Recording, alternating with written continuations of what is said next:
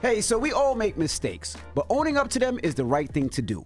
You know Degree Cool Rush deodorant? Well, last year they changed the formula and it did not go over well with their fans. Degree's whole thing is it turns up the sweat and odor protection when you turn up the effort. And good thing it does because Cool Rush fans really turned up the effort to bring back the original formula. One guy even started an online petition. And Degree listened. They admitted they effed up. And they are bringing the original Cool Rush set back. And it's exactly how you remembered it. Cool, crisp, and fresh. It's back in Walmart, Target, and other stores now for under $4. There's a reason why it's been the #1 men's antiperspirant for the last decade. It's the same reason why people were not happy when it changed. So if you never tried it, it might be a good time to see what the fuss is about. Head to your local Walmart or Target to try the OG Degree Cool Rush for yourself. Wake that ass up. In the morning. The Breakfast Club. We are the Breakfast Club. Let's get in some front page news. Start off with some quick sports. The Pacers take on OKC tonight. Game 1 of the NBA Finals, 8:30 p.m. Eastern Time on ABC. So we'll see how that works out. What up, Morgan? Hey, y'all. Hey, how you feeling? Good. Good morning. Good. I love to hear it. Okay, let's get into it. First on front page, Elon Musk is still slamming President Trump's so-called One Big Beautiful Bill, saying it needs to be killed. In a post on X, Musk said a spending bill should be drafted that doesn't massively grow the deficit and increase the debt ceiling by $5 trillion. In a later post, he urged Americans to call their senators and congressmen, saying bankrupting America is not okay. Kill the bill. Now, Musk has been highly critically of the spending bill in days since ending his work with Doge as a special government employee for the White House. On Tuesday, he called it a disgusting abomination.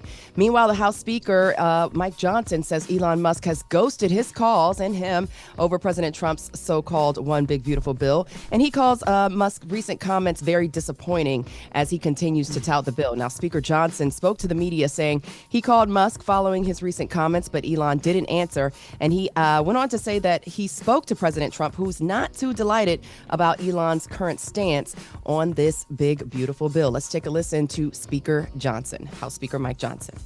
Well, I'll tell you, I called Elon last night and he didn't answer. I don't know what happened in 24 hours. Everybody can draw their own conclusions about that, okay? But I look forward to talking to my friend about it again. And obviously, we've talked about this.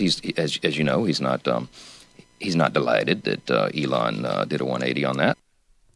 So Musk has since posted bankrupting America is not okay. Again, kill the bill. And the Congressional Budget Office reports the legislation would add a $2.4 trillion to the nation's deficit over the next decade. And the bill can only afford to lose three GOP votes in the Senate, which is happening right now. The Senate is taking up this bill as the session has begun.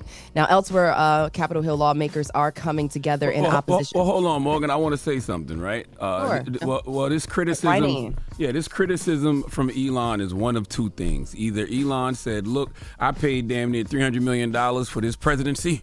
So I have paid the cost. I have paid the cost to be the boss, literally, so I can criticize the president and this bill. And if your job, as the head of Doge, was to find waste in government, and then you see a bill that's wasteful, you have to call it out. Correct. Yep. But this also could just be a way for Elon to rehabilitate his image and get his companies back on track. So they're all in on it. Hey, I'm going to criticize this bill. I'm going to criticize you. You're leaving our administration to get back to work. We know that your companies took a hit. So we're going to let you, criticize us to rehabilitate your image. I will believe all of this when Trump cancels one of Elon Musk's government contracts for SpaceX. Because that's how he plays. That's how he plays. Yeah, you're right. That's how he plays. That's true. That's true. If somebody around him is really criticizing him, and he's going to punish them in some way, I'll believe it when Trump cancels one of Elon Musk's contracts for SpaceX. Elon is already filling it in with Tesla. So, to your point, both points are good and valid.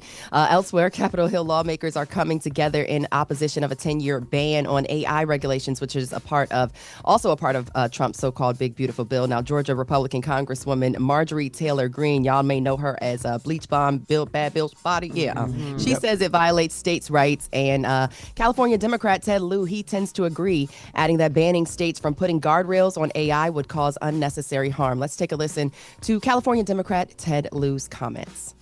I agree with Marjorie Taylor Greene once every 100 years. This is that time. I agree that this 10-year provision is extreme. It's going to cause unnecessary harm. This is a bad provision, and I hope the Senate will take out this 10-year moratorium. Marjorie Taylor Greene pretty much said that, that she doesn't agree with it. And, people came for her saying you had one job just to read the bill. But she basically said the same thing that, there's no telling what can happen in 10 years with AI. Ted Lieu, he wants the Senate to strip out the provision. If it stays in there, Greene says she won't vote for it for when the bill comes back for a vote. And that could doom the whole package thanks to the slim margins in the House. Again, they can only afford, the Senate Republicans can only afford 3 votes. No votes against this bill. Yeah, there has to be some type of regulations on AI over the next absolutely. decade. We just I'll be watching so many AI videos and I'd be just like, wow. At this point, it's hard to tell what's real and what's AI. Man. And there definitely needs to be some regulations on that for sure. But Republican Senators Rand Paul and Mike Lee also backed Musk's criticism, while Republican Congresswoman, as I mentioned, Marjorie Taylor Greene expressed regret for voting yes on the measure. Senate Republicans, as I mentioned before, can only afford 3 no votes to get the measure passed. They're looking at July 4th as a projected deadline to get that bill on Trump's desk. So I will keep you guys posted on this one big, beautiful bill and how it continues to move. Okay. Well, thank you, Morgan. Thank you. We'll see you next hour. Morning, everybody. It's DJ NV, Jess Hilarious, Charlamagne the Guy. We are the Breakfast Club. Let's get in some front page news. So quick sports tonight. The Pacers take on OKC. Game 1 of the NBA Finals at 8:30 p.m. Eastern Time. I say OKC in 5. Charla, you got a prediction? No, but I think OKC gonna win the series. Yeah, I mean, I don't like this. I can't sleep on a team like Indiana. No. So I don't know. I would say OKC in 6, maybe 5, but I just know they're gonna win the series. I don't know what it's gonna be in. All right. What up, Morgan? All right, y'all, let's get back into it. So President Trump has signed a proclamation banning travel to and from 12 countries, citing security risk. Now, multiple reports say the proclamation fully restricts and limits the entry of nationals from 12 countries. The president elaborated on the ban from the Oval Office yesterday. Let's take a listen to his comments. The recent terror attack in Boulder, Colorado, has underscored the extreme dangers posed to our country by the entry of foreign nationals who are not properly vetted, as well as those who come here as temporary visitors and overstay their visas. We don't want them. So the president went on to blame, we don't want him. The president went on to blame former President Biden, citing open border policies for various attacks that have occurred over the course of time. Now, when it comes to the travel ban, the list includes Haiti, Iran, Somalia, Sudan, and others. People from 7 countries will have partial restrictions, including Cuba and Venezuela. Now, Trump reportedly was back and forth on the decision, but it also comes as Sunday's anti-Semitic attack in Boulder, Colorado, put some things in quicker motion. Well, Meanwhile, what does some of those countries expect? What does Haiti got to do with anti-Semitism? Like, what's? I'm not sure. I'm not sure if it's just anti-Semitism or if it's so much just the attacks. Period. If they feel like these are the countries where people are coming from and coming in here illegally and doing things that they should not be doing. Listen, he keeps saying that it boils down to illegal immigrants. Yeah, it's interesting though. I don't think there's any type of legislation that can stop what's in a person's heart. So the bigotry and the prejudice that people have, whether it's anti-Semitism, racism, homophobia, sexism, if it's in your heart, there's no piece of legislation that's going to stop it, sadly. And you're saying it doesn't necessarily matter where you come from either? Is No, that what you're saying? not at all. You can come from anywhere. You Yep. could be an American and have Yep. okay, all right. I hear what you're saying. Meanwhile, the family of the deportation of the family of the man accused of committing the fire attack against the pro-Israel protests in Colorado is being blocked. On Wednesday, a U.S. district judge issued a ruling that bars the Trump administration from removing the wife and 5 children of Mohammed Sabri Solomon. The judge found that deportation without process could work irreparable harm. And Homeland Security Secretary Kristi Noem, she claims they were arrested to see if they knew about the attack or if they were involved in any kind of way. Now, Solomon's family had their visas revoked, and they were detained by ICE shortly after Sunday's attack in Boulder that injured 15 people. Solomon is charged with several counts counts of attempted murder and is due back in court today. So we will see what comes of this. In other news, Secretary of Education Linda McMahon testified before the House Committee on Education and Labor about her agency's budget and priorities when she revealed that she wasn't too informed about the Tulsa Race Massacre or who Ruby Bridges was.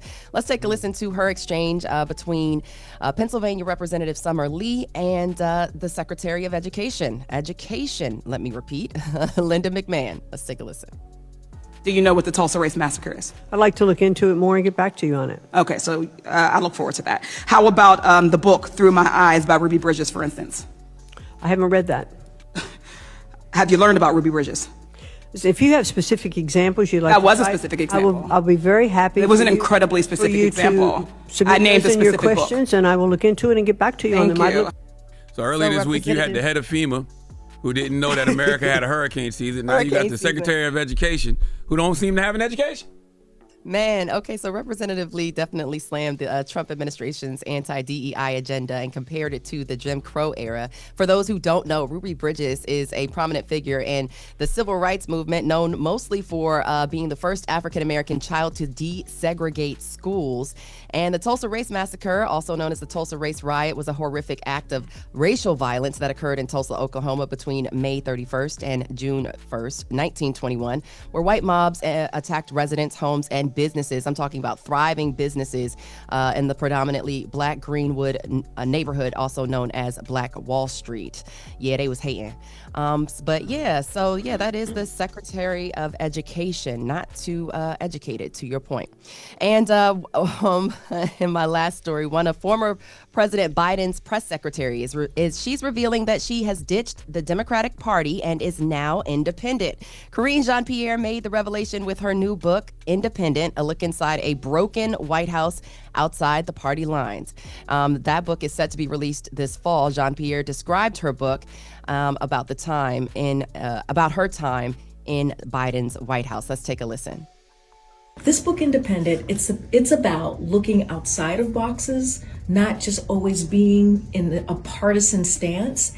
And how do we move forward together in a compassionate way, in a way that really, truly cares about people? So the publisher says Jean-Pierre will take readers through the 3 weeks that led to Biden's abandoning his bid for a second term and the betrayal by the Democratic Party that led to his decision. Now, Jean-Pierre, of course, served as White House press secretary under the Biden administration from May 2022 until the end of his presidency in January.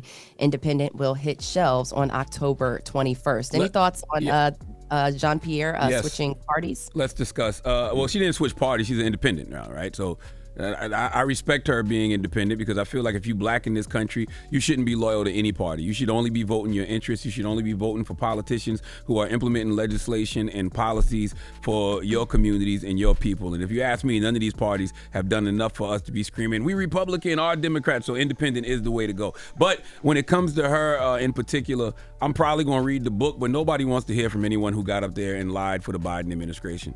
It's like a lot of these folks are having a come to Jesus moment way too late. They should have been talking like this 2 or 3 years ago. And she had a very interesting quote in her press release. The quote was, we need to be willing to exercise the ability to think creatively and plan strategically. We need to be clear-eyed and questioning rather than blindly loyal and obedient as we may have been in the past. And that right there is the problem with Democrat supporters, especially black ones, just blindly loyal and obedient for no damn reason. I got a follow-up question regarding that quote. Do you think that she's, in terms of her loyalty, do you think that she's saying that she's being loyal to Biden as the president or loyal to the office as being a press secretary for the White House? Is there a difference in being loyal to the White House and the office or being loyal to President Biden, the person? You can't be loyal to either when being loyal to them would be a detriment to your country. And based off the condition that President Joe Biden was in, and she was somebody that was around him all the time, I feel like it was their duty to tell the American people what was going on. And they didn't, even though we all had eyes and we all had ears and we saw it for ourselves, but they were the ones that were up close and personal with him all the time, and they all were in on the conspiracy to hide his physical and mental condition from America, and that's why they lost the election. Well, one of the many reasons why they lost the election. Clock it, brother. Tell them why you mad. All right, y'all. So that's your front page news. Y'all can follow me on socials at Morgan Media, MorgyNMedia. And for more news coverage, follow at Black Information Network. Download the free iHeartRadio app and visit us at BINnews.com. Y'all have a great day. Thank you. Wake that ass up. Early in the morning. The Breakfast Club.